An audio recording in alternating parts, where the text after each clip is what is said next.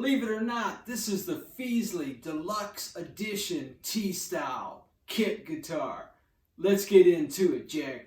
Hey guys, welcome back to the channel. Man, I was surfing the tubes last night the way we do, and I found myself at Scar My Guitar, Sean and Cathy's channel, and Sean was talking about a Fesley DIY guitar kit.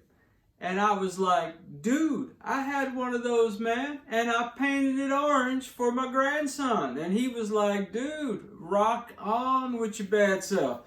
And now he put that guitar together like almost live in like 20 minutes. It took me a little bit longer than that. But hey, man, it ain't a competition. It's a great video. If you're not hanging out at Scar My Guitar, man, you're missing some great content. So there were two things in Sean's video that he kept saying that I thought bear repeating and really inspired me to make this video. The first thing is that he said on a number of occasions, if you want to get into the Telecaster world on the cheap, $129 will do it, Jack. Fesley kit guitar, great guitar by way of body and neck, good solid bones, and a second thing, a great modding platform.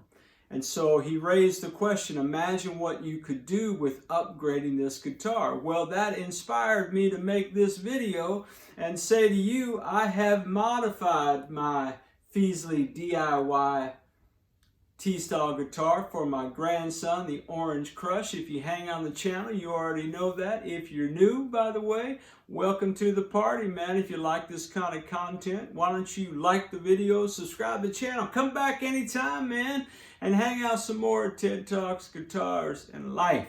Let's talk about the Fesley DIY kit guitar. Well, my friends, I'm here to affirm and confirm what my brother Sean said.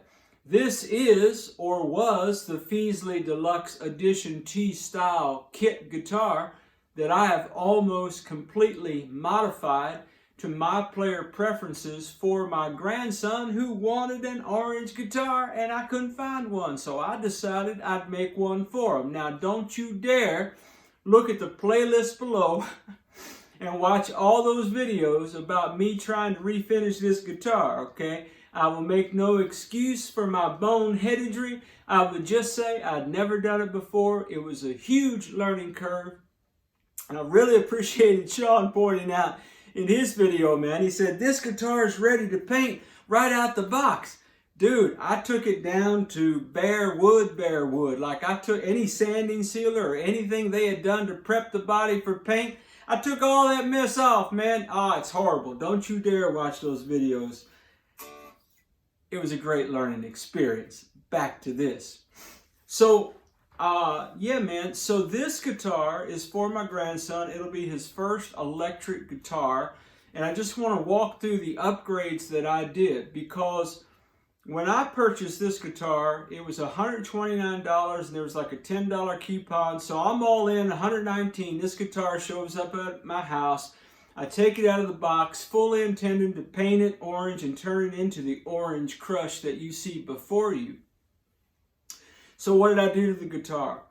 So I replaced the string tree, the stock string tree, with this kind of Fender style rolling string guide. Those are kind of my preferred string guides. These are Musiclily locking tuners just because I'm a locking tuner guy and I was setting this guitar up for my grandson. I'm going to set it up to my player preferences.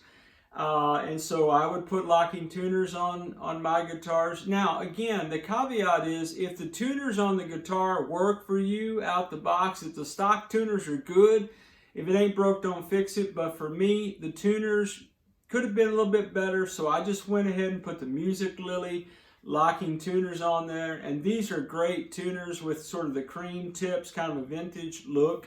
Surprisingly, this is the original nut.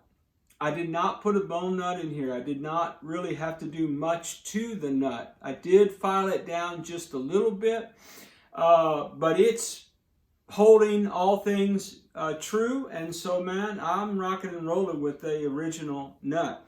I did on this guitar do a complete kind of fret polishing, leveling kind of a thing. There were a couple high frets on mine that I found, and then I did have to round off the edges and level and polish up the frets. Okay, now let's talk original parts on the body.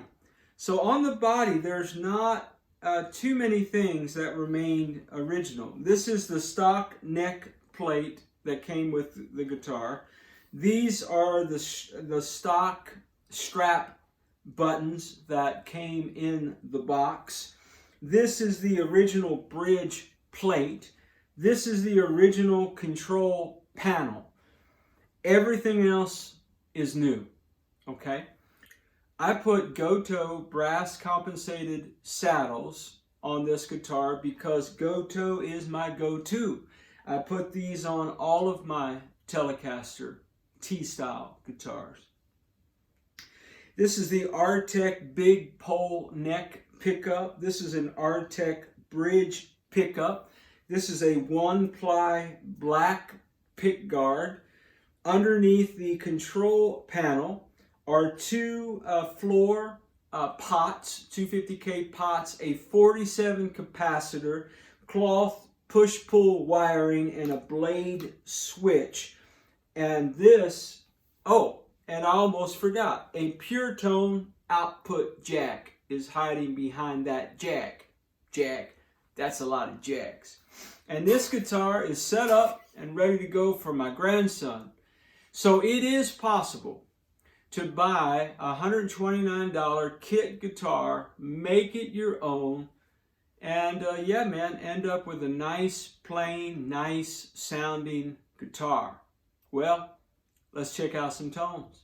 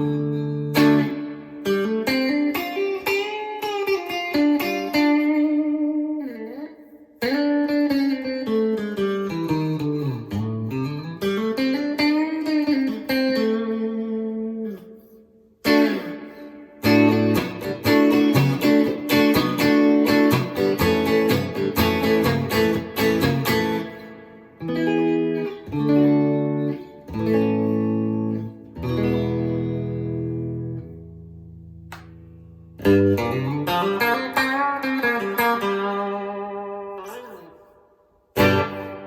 as always, wherever you are in your guitar journey, man, I pray it's a long, smooth, safe, joy-filled ride for you, Jack. Rock on with your bad selves, everybody. We'll catch you down the road.